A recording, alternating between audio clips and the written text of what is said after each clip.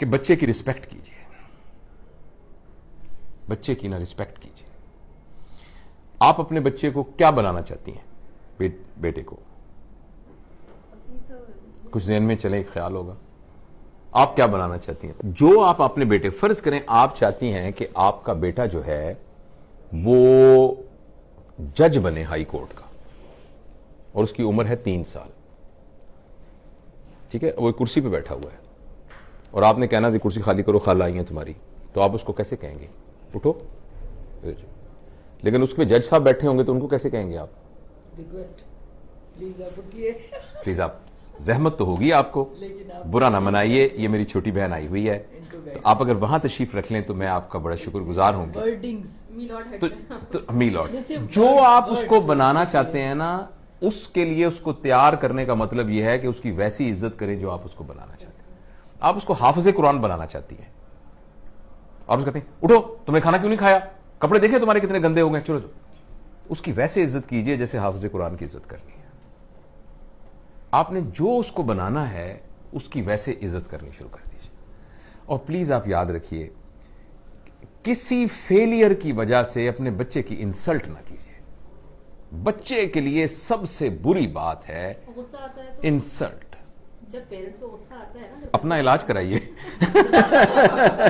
गुस्से वाली workshops attend कीजिए, इसलिए कि वो एक इंडिविजुअल है। आप जरा मेरी इंसल्ट करके दिखाइए मुझे इस वक्त। आप नहीं कर सकेंगी, मैं जुर्रत नहीं कर सकता आपकी इंसल्ट करूं। मैं जरा सा आपसे बदतमीजी बोलूं, आप उठ के खड़े, ये क्या मतलब भाई? आप उठ के मोबाइल फेंक के आप उठ के चलने जाना शुरू कर देंगे। आपके बच्चे के अंदर भी वही जज्बात हैं, मगर इत्तफाक से वो आपसे कमजोर है। जब आपने बच्चे को थप्पड़ मारा है ना किसी बात पर, वो बच्चा आपको थप्पड़ मार नहीं सकता, मगर आप यकीन कीजिए वो थप्पड़ आपने बैंक में जमा करा दिया है। लेकिन सर हमने तो ये सुना है ना कि अगर जैसे उस्ताद डांटता है या जो पेरेंट्स होते हैं वो डांट रहे हैं, या तो वो आपकी बेहतरी के लिए आपके सामने आपको डांट रहे हैं, आपके पीठ पीछे आपको बुरा। लेकिन इससे बेहतरी नहीं हो रही। इसको साइंटिफिक स्टडीज ने बताया है कि इससे बेहतरी नहीं हो रही है। अगर ऐसी होती तो डांटने से बेहतरियां हो जाती। तो जब हमारे पेरेंट्स ने हमें डांटा तो हम तो सही हो गए। एक्सक्यूज आपको लग रहा है? एक बात आपको 2 मिनट मैं इस बात को खत्म कर लूं ताकि हम इसको समेट लें, फिर बीच में से जो ज़िमनी बातें निकलेंगी हम डिस्कस करेंगे। देखिए, जब आपने बच्चे को थप्पड़ मारा है ना, या कहा है तुम नालायक इंसान हो, और अगर तो वो 7 साल से कम उम्र का है ना, फिर तो इससे बेहतर था कि आप उस बच्चे को कत्ल कर देते। ये ज्यादा, मतलब मैं एक्सजरेट करके बयान कर रहा हूं, सिर्फ एक इमोशन उसमें अटैच करने के लिए। मगर 7 साल से कम वाले के अंदर आपने रिकॉर्डिंग मशीन में डाल दिया ना, तुम नालायक इंसान हो, तुम जिंदगी में कुछ नहीं कर सकते, भटकोगे तुम गलियों के अंदर।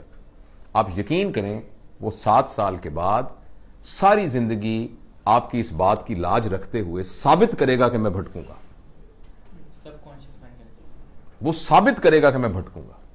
और अगर आपने उसको थप्पड़ मार दिया, वो थप्पड़ बैंक में जमा हो गया, जैसे मैंने अर्ज किया था, और उसमें फिर बैंक जैसे हर साल सूद देती है, वो सूद के साथ इकट्ठा हो रहा है। अभी वो आपको थप्पड़ मार नहीं सकता, एक वक्त में आएगा वो आपको थप्पड़ मारने के काबिल हो जाएगा, और वो आपको थप्पड़ मारेगा। वो थप्पड़ जरूरी नहीं कि फिजिकल मारे, वो अचानक कहेगा मामा मुझे दुबई में नौकरी मिल गई है। आप कहेंगे मेरा तो एक ही बेटा है, लेकिन मामा आखिर रोजगार के लिए मुझे जाना ही होता है। आप कहेंगे जिसके साथ शादी की है ना मैंने, अजीब मैं बहू बेहाल आई हूं, हालांकि मेरे भाई की बेटी है, पता नहीं इसने क्या मेरे बेटे के कान में फूंक मारी है, वो उसको लेके दुबई चली। मुझे जोड़ों का दर्द है, इसके अब्बा को हार्ट अटैक हुआ है, इसको ख्याल ही नहीं आया। वो थप्पड़ था जो कि सूद के साथ इकट्ठा हुआ है, और वो अब उसने आपके मुंह पे मारा है। इसलिए बच्चा अगर आपके यहां पैदा हो गया है तो वो आपका मेज या आपकी कुर्सी नहीं है, वो आपकी प्रॉपर्टी नहीं है। और कोई भी आदमी, चाहे आपका बेटा है चाहे कुछ भी है, वो इंसल्ट बर्दाश्त नहीं कर सकता। इंसल्ट को रिएक्ट करना उसको नहीं आ रहा इस वक्त, इसलिए चुप करके डर के बैठ गया। फर्ज करें वो थप्पड़ नहीं मारेगा तो उस थप्पड़ ने उसको सारी जिंदगी के लिए डरपोक भी बना। हो सकता है उसका ये रिएक्शन निकले कि वो सारी जिंदगी के लिए थप्पड़ खाना, वो थप्पड़ खाता रहेगा। वो बंदा होगा जिसको उसका बॉस भी थप्पड़ मारेगा जिसको देखे ना, मां वो है कि जब कोई गलती करके आएगा तो उसने मां के दामन में अपने आप को छुपाना है, उसी मां ने उसको थप्पड़ मारा है। हमारी तरबियत के सिलसिले में अगर मुझसे कोई गलती हो गई है तो मुझे माफ कर दो।